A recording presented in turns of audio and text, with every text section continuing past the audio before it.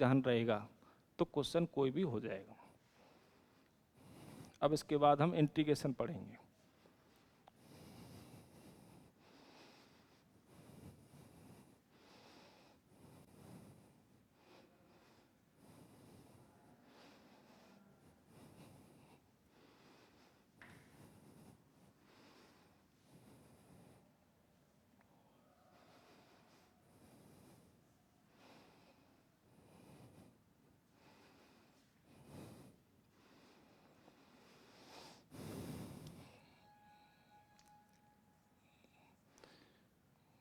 Differentiation के बजाय हम क्या पढ़ रहे हो? इंटीग्रेशन, बेसिक फिजिक्स में।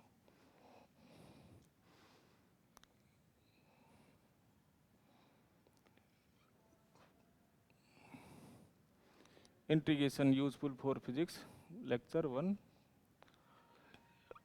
ओम भगवान।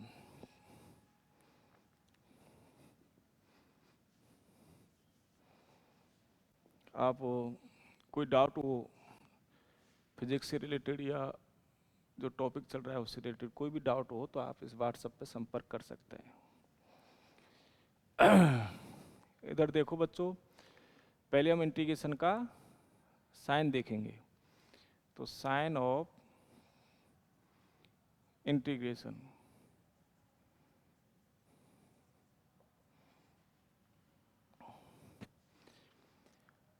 साइन ऑफ इंटीग्रेशन क्या है? एक कैपिटल एस की तरह है, और जिसके रेस्पेक्ट में हम कर रहे हैं, जैसे एक्स के रेस्पेक्ट में कर रहे हैं तो डी एक्स, और यदि वाई के रेस्पेक्ट में कर रहे हैं तो डी वाई, जेड के रेस्पेक्ट में कर रहे हैं तो डी जेड, और टी के रेस्पेक्ट में कर रहे हैं तो डी टी। जिसका इंटीग्रेशन करना होता है उसको यहाँ पे लिखते हैं, इसके और इसके बीच में। जैसे एक्स के रेस्पेक्ट में कर रहे हैं तो एक्स का फंक्शन होगा, तो जैसे एक्स का फंक्शन हम ट्रिग्नोमेट्रिक ले लेते हैं। पहले 4 टाइप के फंक्शन होते हैं, तो एक्स का फंक्शन अपन सबसे पहले एलजेब्रिक ले लेते हैं। तो एलजेब्रिक जैसे मैंने ले लिया एक्स की पावर एन, तो एक्स की पावर एन का इंटीग्रेशन होता है एक्स की power n plus 1 upon n plus 1, लेकिन आफ्टर इंटीग्रेशन प्लस में सी लिखते हैं। ठीक है बच्चों, यहाँ पे एक्स की इनिशियल वैल्यू, यहाँ पे एक्स की फाइनल वैल्यू लिखते हैं। जैसे एक्स की वैल्यू चेंज होगी कहाँ से कहाँ तक, एक्स कोऑर्डिनेट जैसे चेंज हो रहा है, तो एक्स कोऑर्डिनेट चेंज हुआ एक्स इजकल टू 1 से एक्स इजकल टू 10 तक। तो एक्स इजकल टू 1 जैसे यहाँ पे लिखा, एक्स इजकल टू 10 यहाँ पे लिखा, तब प्लस में सी नहीं आएगा, तब आएगा यहाँ पे square bracket x equal to 1 x equal to 10, इस तरीके से। और यदि एक्स की इनिशियल वैल्यू और फाइनल वैल्यू दिखा नहीं रखी है तो ये स्क्वायर ब्रैकेट पे भी नहीं दिखेगा, और फिर प्लस में सी कोई अननोन कांस्टेंट रहेगा। जब प्लस में सी अननोन कांस्टेंट है, इसका मतलब हमने इंटीग्रेशन का जो फॉर्मूला लिखा है उसको कहते हैं इंडेफिनाइट इंटीग्रेशन। और यदि एक्स की इनिशियल और फाइनल वैल्यू हमने दिखा रखी है, मतलब लिमिट दिखा रखी है एक्स की, तो उसको कहते हैं फाइनाइट इंटीग्रेशन। तो आप फॉर्मूला या तो फाइनाइट इंटीग्रेशन मतलब लिमिट की फॉर्म लिख लो, या इनफाइनाइट इंडेफिनाइट इंटीग्रेशन मतलब प्लस सी की फॉर्म लिख लो। तो हम पहले अभी प्लस सी की फॉर्म लिख लेते हैं ना। तो जैसे एक्स वाई की पावर एन है, तो ये हो जाएगा वाई की power n plus 1 upon n plus 1। Plus में कांस्टेंट लिखा जाता है हमेशा, क्योंकि लिमिट शो नहीं कर रखी है ना। ये आपको ध्यान रखना है, प्लस में सी क्यों लिखा जाता है ये अभी थोड़ी देर में बता देंगे। अभी आपको ध्यान रखना है हमेशा प्लस में सी लिखते हैं। यहाँ जेड के रेस्पेक्ट में तो जेड का फंक्शन जेड की पावर एन, तो जेड की power n plus 1 upon n plus 1 plus c. ऐसे टी की power n is equal to t की power n plus 1 upon n plus 1 plus c. तो ये पहला फॉर्मूला हुआ इंटीग्रेशन से रिलेटेड।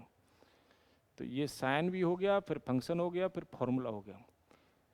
तो इसका हेडिंग डाल सकते हैं हम some formulas of integration. Some formulas of integration.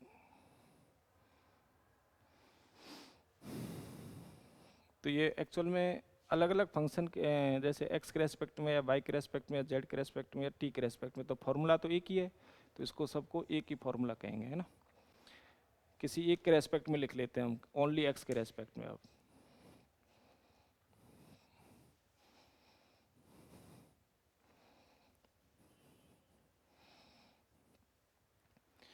तो इस फर्स्ट फॉर्मूले पर बेस्ड एग्जांपल ले लेते हैं।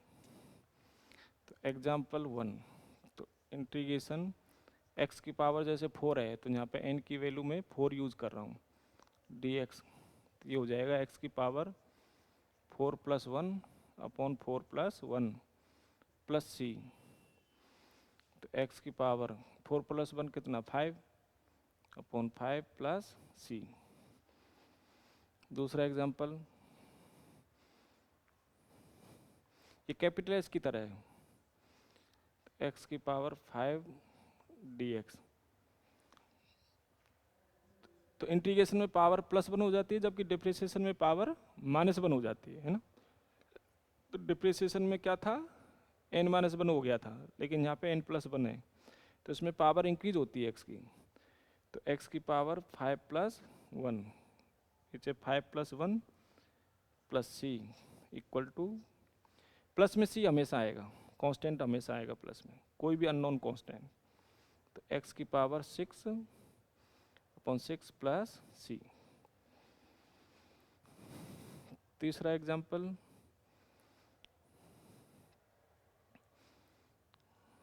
जैसे x की पावर -2 है, तो इसका करेंगे, तो x की पावर -2 + 1 अपॉन -2 + 1 प्लस सी। तो x की पावर -1 अपॉन -1, तो -1 की वजह से माइनस आगे आ गया, इस -1 की वजह से, और x की पावर -1 नीचे जाएगा तो 1/x प्लस सी, ठीक है, प्लस सी।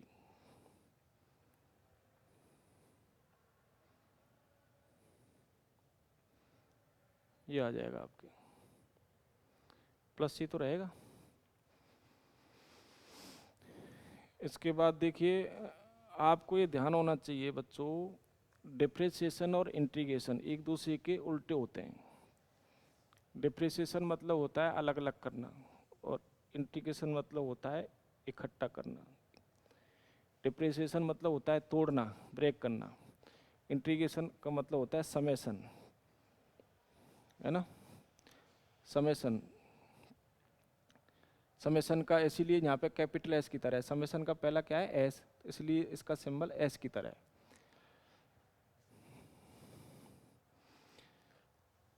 हम यहाँ पे कंपैरेटिवली फॉर्मूला लिखेंगे। यदि डिप्रिसिएशन का फॉर्मूला हमें पता है तो इंटीग्रेशन का अपने आप लिख जाएगा। यदि साइन एक्स का डिप्रिसिएशन कॉस एक्स पता है किसी को, तो कॉस एक्स का इंटीग्रेशन साइन एक्स हो जाएगा, क्योंकि डिप्रिसिएशन और इंटीग्रेशन एक दूसरे के क्या होते हैं, उल्टे होते हैं। डिप्रिसिएशन मतलब अलग अलग करना, और इंटीग्रेशन का मतलब समेशन करना, उसको इकट्ठा करना। तो देखो बच्चों,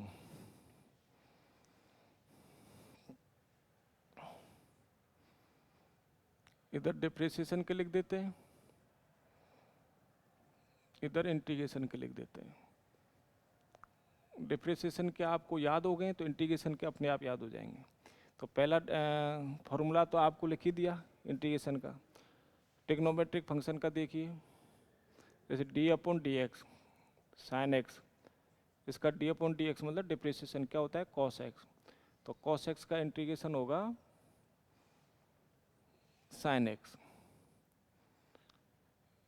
लेकिन प्लस में सी लिखते हैं हमेशा। सी क्यों लिखते हैं हमेशा, कांस्टेंट क्यों आता है इंटीग्रेशन के बाद में, वो अभी बताएंगे।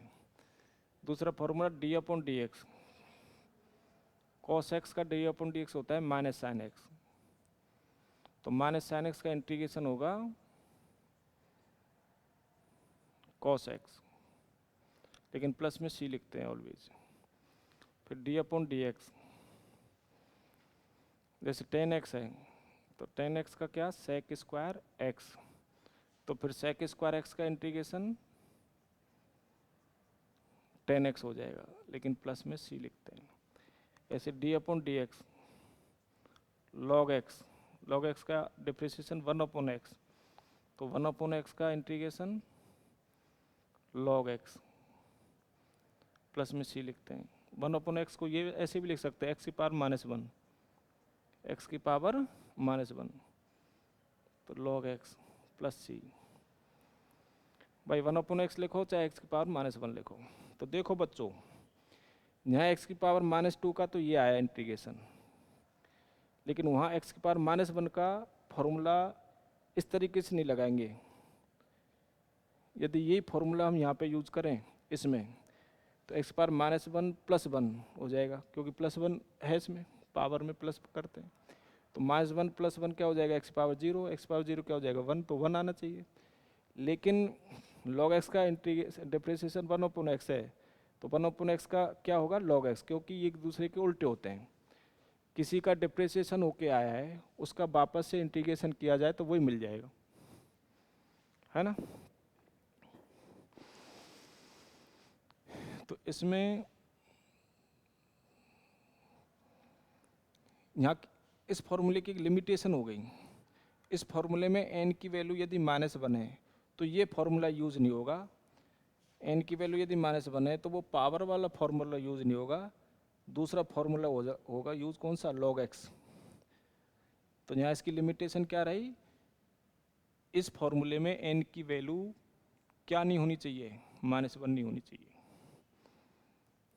यहाँ पर ऐसे लिख दो, हेयर